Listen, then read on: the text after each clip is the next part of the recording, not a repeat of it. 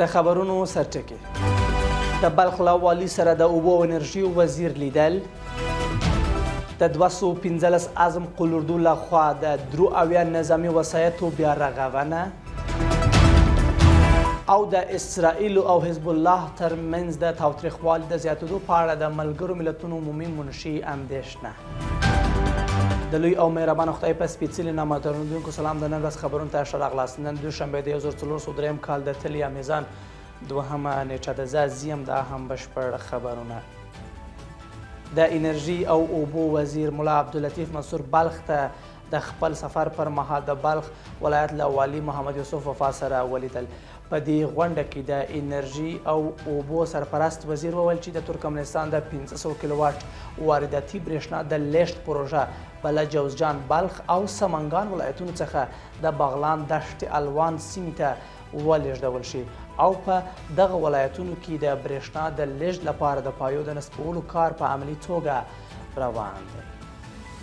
په تیرو 2 میاشتو کې د 215 قلوردو تخنیکي او وسلو مدیریت مسلکي پرسونل درو اویا مختلف نظامي وسایط ترمیم او د کارولو لپاره چمتو کړي. د بیا رغول شویو موټرو په منځ کې یو 50 حملې ټانګونه او نور مهم نظامي وسایط دي چې د ګټې اخیستلو لپاره چمتو شوي دي. بل خبر د دفاع وزارت په وینا د الفت د 209 قلوردو ځواکونو د سرپل ولایت د البد ولسوالۍ څخه لسګونه وسلې او زیات شمیر پوځي تجهیزات ضبط کړي دي. د نیول شوي وسلو او تجهیزاتو په ډله کې 8 کلشنکوفونه، 3 پیکې، 2 ټوپکونه، یو راکټي بم، 4 واقي ټلیفونونه، 2 کمرې، یو سریا ټلیفون او همدارنګه زیات شمیر پوځي تجهیزات شامل دي. او وروستی خبر د ملګرو ملتونو عمومي منشي وایي اندېښنه لري چې د اسرائیل او لبنان د حزب الله ترمنځ شخړه ښایي د غزې د وضعیت په څیر یو بل بحران ته رامنځته کړي.